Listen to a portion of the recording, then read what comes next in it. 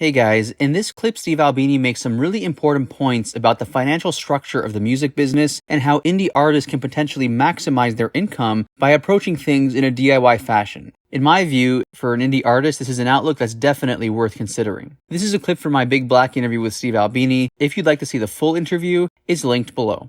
One of the things I think is really cool about the underground punk scene is that so many of you guys, Big Black included, you would book your own shows, arrange your own press, that sort of thing.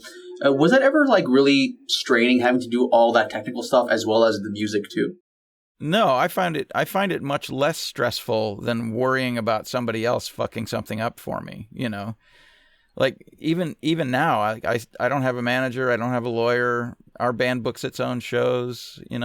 We don't have a press person, we don't have a publicist. I find all of that stuff much easier to navigate than me having to call a manager who then has to call a publicist who then has to call his list of writers and then get availabilities and then call the manager and give the manager the list of availabilities and then the manager confronts me with the list of availabilities and then I go, just all this stuff is just so inefficient and so time consuming and so wasteful, and all of it costs money.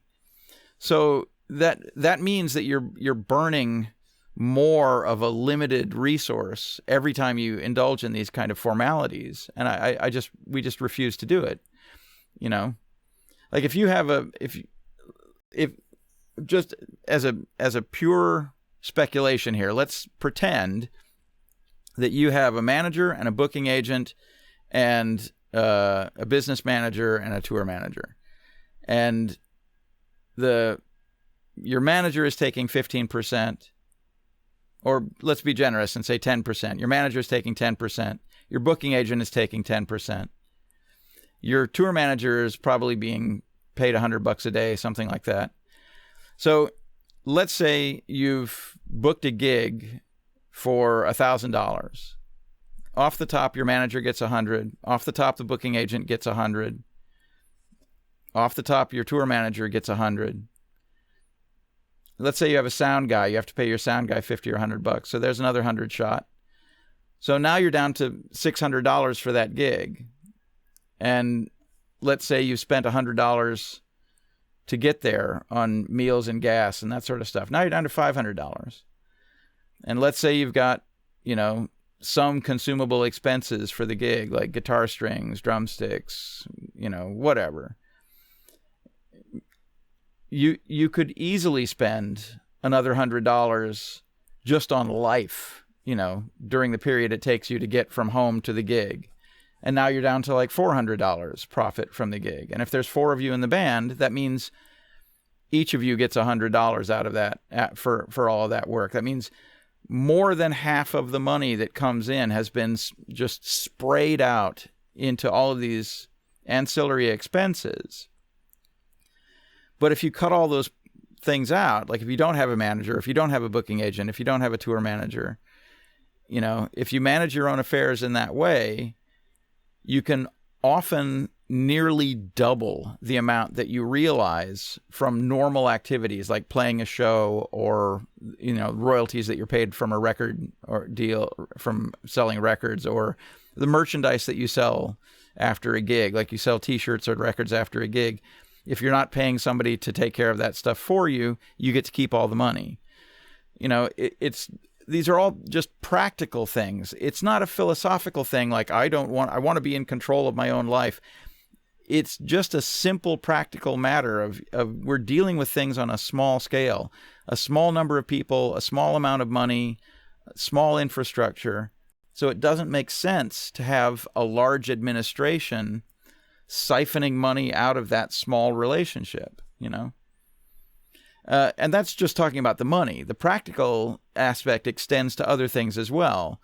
Like if you run a club and I call you to book a show and I give you the dates that we're looking for and you say, yeah, and we book it, then we're done in one conversation, right? If I tell a booking agent, if I tell my manager that we want to go on tour and he tells the booking agent, and the booking agent has to go through all of his voodoo and find all of the routings and things and come up with his, like, the people that he's trying to curry favor with and all that sort of stuff. And eventually it comes back to you. You know, I still have to approve all of that stuff. Like, I would still have to agree to do all of that stuff.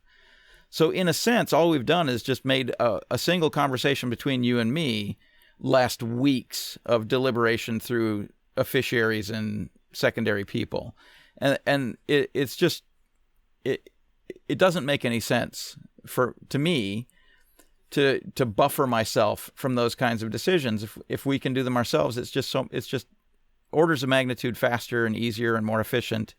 And it means that we don't have to be like we don't have to charge as much for our shows. We don't have to, or given that we charge the same amount as we would anyway, we'll make more out of it. So it takes the pressure off of having to play many, many shows because the margins are so thin, you know? Like, you don't have to do a 20-date tour.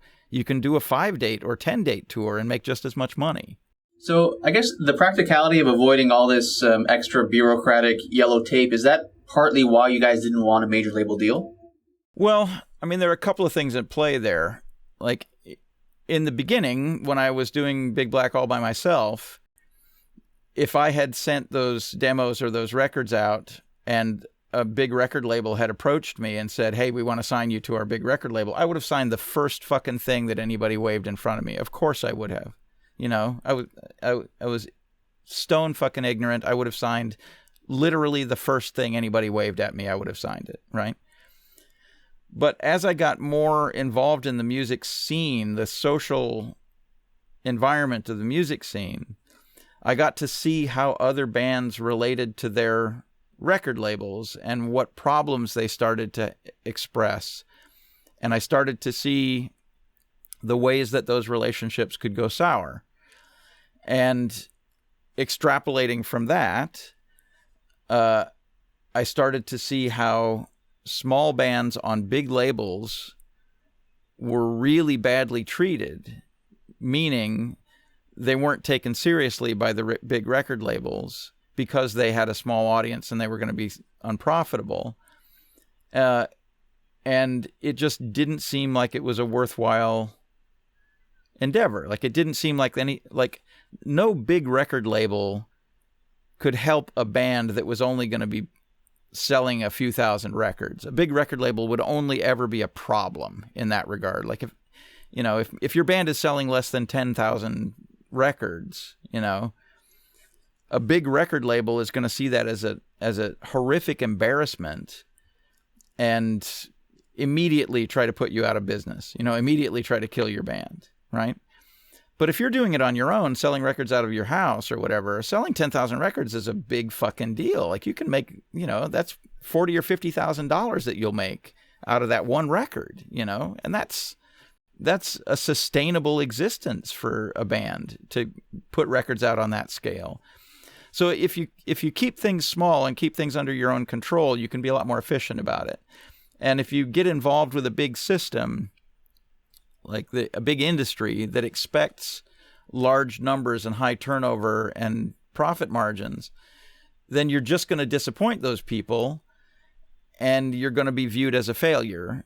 And the whole process is going to be uncomfortable. So we just avoided it because being fair, we didn't get offered that much stuff. Like, we would occasionally be approached by somebody who had an office at a big record label, and we just told them we weren't interested.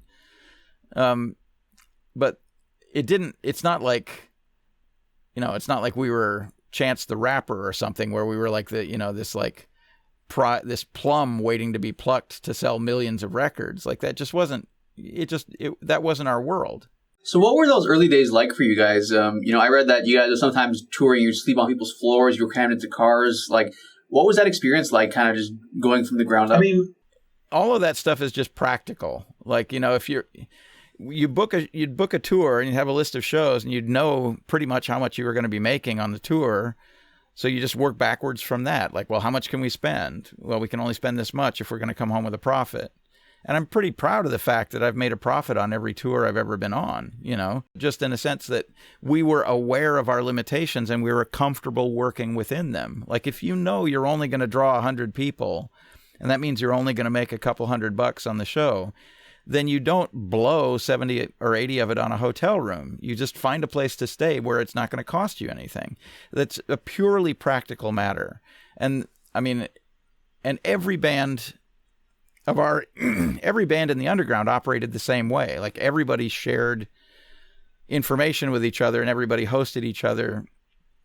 So like if we played in Wisconsin, for example, we might stay with members of Killdozer, or we might, crash at the house of the radio DJ that got us the gig or something like that.